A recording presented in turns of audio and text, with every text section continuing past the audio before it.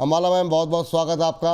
और आपका Olectra green take का जो शेयर है वो हमने ऑन एयर दिखा दिया है और लोगों को टारगेट स्टॉप लॉस दिखा दिए हैं। एक बार स्क्रीन पर दोबारा ले आइए क्योंकि अब ये अच्छी और रफ्तार पकड़ता हुआ दिखाई दे रहा है। 1052 1053 का लेवल, 1046 था, नहीं 1045 था, 43 था शायद जब हमने डिस्कस किया था। 43 से 45 के बीच में ट्रेड करता हुआ और 1120 1200 के टारगेट यहाँ पर दिए गए हैं वीएलएम बालाजी की तरफ से और शानदार रफ्तार ये पकड़ता हुआ नए उच्चतम स्तर ओलेक्ट्रा ग्रीन टेक पे बनते हुए। मैम समय थोड़ा सा हम आगे बढ़ गए, संक्षिप्त टिप्पणी आपकी मार्केट पे, फिर आज का सेगमेंट पीएसयू का हम शुरू करते हैं। देखिए मार्केट अभी एक bounce. First of all good morning सभी व्यूअर्स को, good morning and Vipul ji good morning, जेंट्स जी आपको भी गुड मॉर्निंग। नाम में थोड़ा सा कंसर्न हो जाता है, so please bear it with me, but आप सभी को hearty good morning and all viewers. Well, market में आज के दिन में एक ग्रीन क्लोजिंग हम एक्सपेक्ट कर सकते हैं। हम कोई भी अगर ट्रेड इंट्राडे स्विंग ट्रेड 1-2-4 दिन के हिसाब से प्लान करना है तो बाइंग साइड के ट्रेड्स को प्लान किया जा सकता है with a very small stop loss, जिसमें कि आपको जो यानी जो मंथली सीरीज जो भी क्लोज हुई है उसका लो विच इज एट 25,050 पर, यानी 25,050 पर स्टॉप लॉस लगा के आज की डेट में कॉल ट्रेड प्लान किए जा सकते हैं। यानी आपका स्टॉप लॉस सिर्फ 300 पॉइंट का है और अपसाइड के लिए आपके जो टारगेट्स हैं वो 25,480 से लेकर के 25,650 तक के हैं। जैसे ये दो टारगेट हो जाए स्विंग में बुक कर लीजिएगा और फर्स्ट टारगेट के बाद ट्रेलिंग। और साथ में विपुल जी एक और चीज कि क्योंकि हम इंडेक्स को ट्रैक कर रहे हैं तो आप इंडेक्स के स्टॉक्स को देखो, Reliance, HDFC, ICICI bank and TCS, ये 4 ऐसे स्टॉक्स हैं, एंड भारतीय एयरटेल अबिट, ये 4 ऐसे स्टॉक्स हैं जहां पर आप अपना ध्यान रख सकते हैं क्योंकि इंडेक्स की जैसी चाल सपोर्ट के बाइंग या इसको डेड कैट बाउंस बोलिए या फिर एक पुल बैक मूवमेंट बोलिए, आपको इन सब स्टॉक्स में दिखेगा। तो छोटे से स्टॉप लॉस है, स्विंग इन 4-5 स्टॉक्स में अच्छे से बन सकता है। अब आप इसको फ्यूचर में ट्रेड करिए या फिर ऑप्शंस में या इक्विटी में, 3 से 7% का मूवमेंट आपको दिख जाएगा। ये बात जो है यहाँ पर निकल के आई। चलिए आज के सेगमेंट को शुरू करते हैं, फटाफट पीएसयू स्टॉक्स का पे बातचीत करनी शुरू करते हैं। आज बहुत सारे पीएसयू स्टॉक्स जो है वो ट्रेंड में भी रहे और जिस पर हम लोग जो है अच्छा मोमेंटम आज बनते हुए दिखाई दे रहा है। और शुरुआत हम यहाँ पे करना चाहेंगे हिंदुस्तान कॉपर के साथ। सर आप बताइए सर, ये मतलब ये तेज लोग पहले बाद निफ्टी और स्मॉल कैप को लेकर कह रहे हैं तेज़ी कब आएगी और यहाँ पे लोग कह रहे हैं थमेगी कब तेजी, 610 के आसपास। हिंदुस्तान कॉपर क्या करें? अमित सर बताइए पहले आप। हिंदुस्तान कॉपर गजब की तेजी आज भी है ना, इस महीने पूरा गजब है ना, सही भागा है बाजार। सर अभी 8610 के आसपास चल रहा है ये बाजार। मुझे ऐसा लगता है प्रॉफिट बुकिंग जोन पर आ रहा है। अगर 636 और 640 के आसपास मिले तो मेरे ख्याल से एक बार प्रॉफिट बुक कर लेना चाहिए। लास्ट शो जब हमने किया था ये 550 रुपए के आसपास चल रहा था और उस समय हमने 620 रुपए के टारगेट डिस्कस किए थे। आज लगभग 614 रुपए का हाई टेस्ट कर चुका है। ये आज थोड़ा एक्सटेंडेड रह सकता है, 630 से 640 तक का मैक्सिमम पोटेंशियल लग रहा है। पुराने शोज को देखकर अगर किसी ने यहाँ पर बाइंग पोजीशन बनाई है तो 630 640 के आसपास प्रॉफिट बुकिंग की अपॉर्चुनिटी ढूंढे। एक बार के लिए वापस से 565 रुपए के आसपास कुछ समय के अंदर अंदर दिखना चाहिए, तो वहां पर वापस से री एंट्री प्लान करिए। जी, ये बात जो है यहाँ पर हिंदुस्तान कॉपर को लेकर निकल के आई है। और अगली कंपनी लेकर के आते हैं oil India. Ma'am oil India पे जरा व्यू देखिए दीजिए अपना। यहाँ पर भी आज एक और पीएसयू स्टॉक जो कि धुआंधार रफ्तार जो है दिखाता हुआ यहाँ पर दिखाई दे रहा है। और कितनी तेज़ी देखने को मिल सकती है मैम, और अभी की भी क्या यहाँ पर नई पोजीशन बनाने की कोई गुंजाइश है क्या? यस, अभी भी है, लेकिन अभी एक्सपोजर आप लिमिटेड कर लीजिएगा। मैंने आपको एक और स्टॉक भेजा था विपुल जी, एमआरपीएल। एमआरपीएल नहीं डिस्कस हुआ मैम। एमआरपीएल हमने इन जनरल वैसे चूंकि पहले ओपिनियन ले चुके थे तो मैं नहीं चाहता था कि ज़्यादा वो हो जाए। आप अपनी कॉल दे दीजिए जी एमआरपीएल पे, चूंकि वो भी पीएसयू स्टॉक है, एक बार बता दीजिए जी। यस, तो एमआरपीएल भी अभी 160 और 165 में ना खरीदने लायक है। इट्स गुड रेंज, तो अभी 165 के आसपास ही है, यहाँ पर खरीदारी कर रहे हैं। तो स्टॉप लॉस भी हमारा छोटा है, चुटकू मुटकू सा है, विच इज जस्ट एट 142 का स्टॉप लॉस। हद से हद अगर मेंटेन कर ले तो अपसाइड के लिए हमको आराम से 15 पॉइंट का एक अपसाइड का टारगेट विच इज एट 180 आराम से, एंड दूसरा टारगेट लगभग 205 का फिर इसके बाद आपकी इच्छा है कि अगर आप इसको होल्ड करना चाहें तो अगले 1-2 महीने और होल्ड कर सकते हैं। तो ये जो 2 टारगेट्स हैं, ये मेरा व्यू है कि अगले 1 से 2 हफ्ते के अंदर ये टारगेट्स आ जाने चाहिए, जो स्टॉप लॉस डिस्कस किया है। बाकी you can hold it for 240-50 also, लेकिन उसके लिए फिर आपको एक्सटेंडेड टाइम भी देना पड़ेगा। सो टेक अ कॉल अगर आपको कंफर्टेबल लगे तो। दूसरा, ऑयल इंडिया 483 पर आ गया है। इसका भी विपुल जी मुझे याद आ गया, ऑयल इंडिया पे 485 रुपए का टारगेट दिया था मैंने, और जो हिट हो गया। तो हमारे लिए तो ये पहला टारगेट है, और ये पहला टारगेट भी अच्छी खासी परसेंटेज से है, लगभग 14% का गेन है करंट फर्स्ट टारगेट पर, तो 15% एक्चुअली। तो जिसको बुक करना है कर लीजिए, बट अभी फिलहाल नजरिया ये है कि ये चलेगा। तो अगर आप होल्ड कर लें तो बढ़िया बात, या फिर अगर आप ट्रेल करके लगाना चाहें, ट्रेडिंग करना, या फ्रेश लॉन्ग बनाने की इच्छा आपकी हो रही है, तो ठीक है। इसमें स्टॉप लॉस जो मेंटेन करना है हमको 435 रुपए का, जो पुराने बाई थे 415 वाले, 410 वाले, उनका भी 435 का स्टॉप लॉस ट्रेलिंग है अभी। जो फ्रेश बाइंग करना चाह रहे हैं 481 के आसपास, उनके लिए भी जो स्टॉप लॉस है it should be at 435।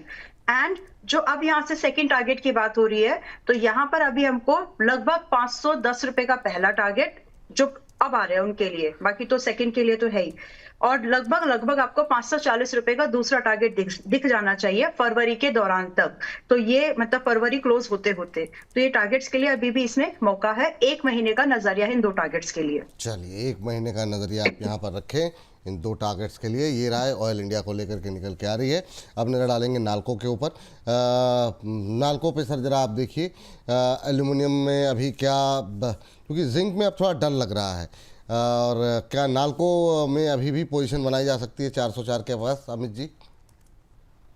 Sir, एक तो मैं ये बात कहना चाहूंगा कि जितने भी अपन बातचीत कर रहे हैं हर चीजों की, इसके लेवल जरूर नोट करके रखें अपने दर्शक, क्योंकि अभी आने वाला है बजट, और बजट आने पर ये अगर सारे टारगेट्स अचीव हो जाते हैं और अगर आप चौकन्ने नहीं रहेंगे तो हो सकता है आप फिर बोलें कि मेरा भाव आया था, मेरे टारगेट अचीव हुए, लेकिन मैं निकल नहीं पाया। एल्युमिनियम अभी सर ये 400 रुपए के लगभग चल रहा है। ये रैली अभी 1-2 दिन तक तो कंटिन्यू रहेगी लग रहा है, और हो सकता है कि मेटल सेक्टर में और थोड़े उछाल देखने को मिले। 433 तक एक्सटेंडेड रैली देखने को मिल सकती है, लेकिन 433 के जाने पर national aluminium extreme overbought territory में चला जाएगा, तो हो सकता है 433 से वापस से 390 तक का करेक्शन ट्रिगर करे। फ्रेश बाय की सलाह तो मेरे ख्याल से यहाँ पर नहीं कर दे सकते, क्योंकि यहाँ पर अगर देंगे तो रिस्क रिवॉर्ड फेवर में नहीं रहेगा।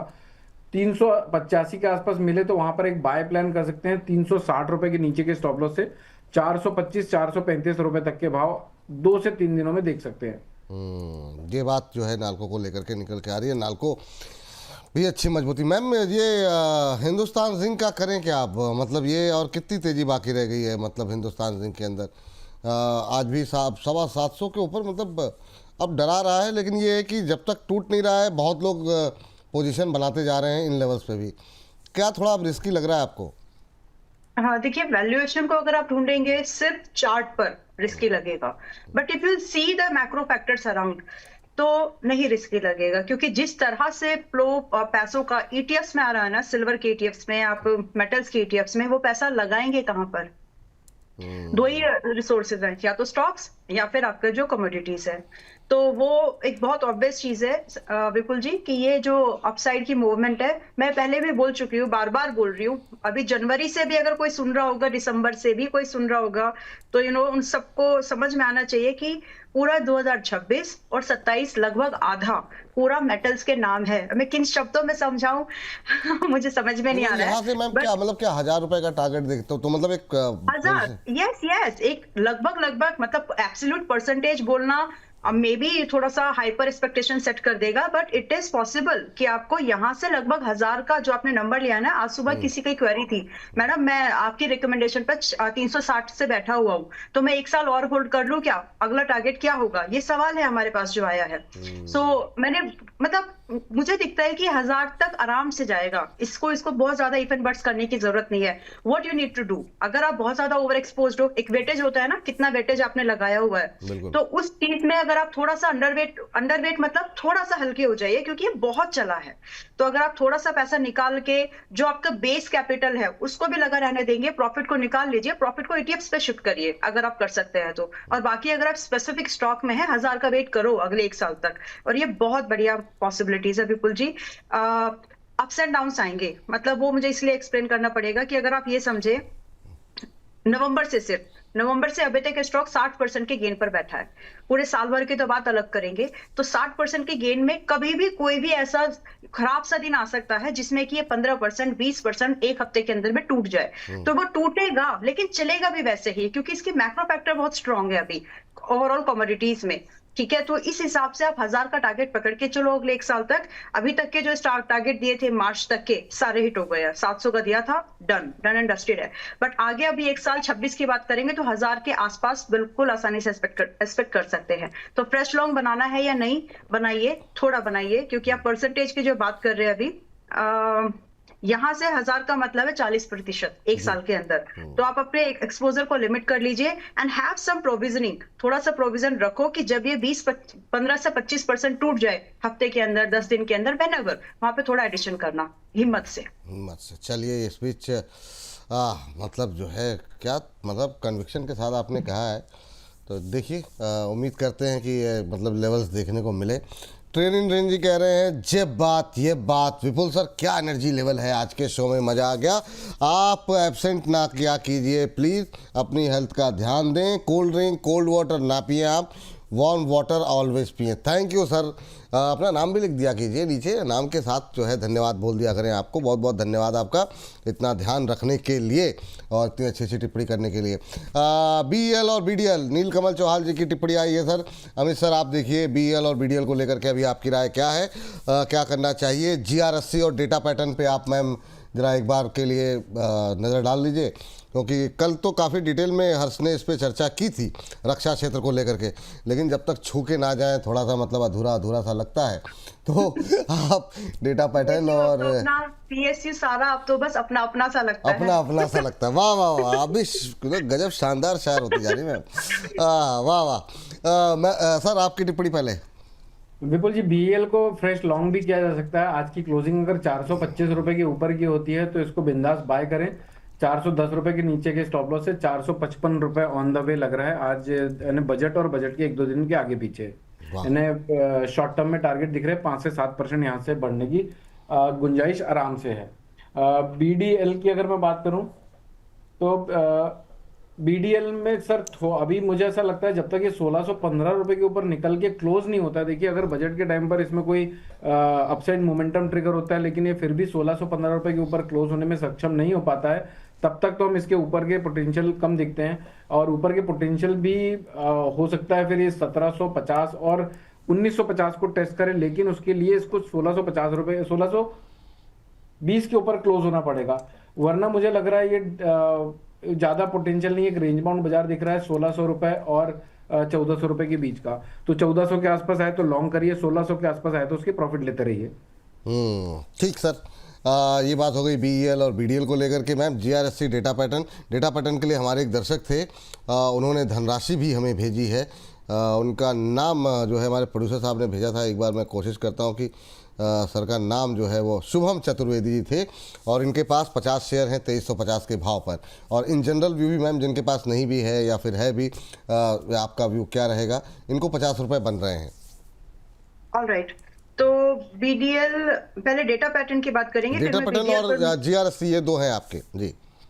ऑलराइट, बीडीएल भी बताना पड़ेगा, इसमें डिस्क्लोजर है। अच्छा ठीक है, यस। तो डेटा पैटर्न्स अभी 2420 पर आ गया एंड 2100 आया, गुड, ठीक है। तो अभी आज के डेट में हम यहाँ पर ना एक सिर्फ स्विंग ट्रेड कर सकते हैं विपुल जी, और वो स्विंग ट्रेड में आपका स्टॉप लॉस लिख लीजिए, 2 बार लिख लीजिए जो भी इसको ट्राई करना चाह रहे हैं।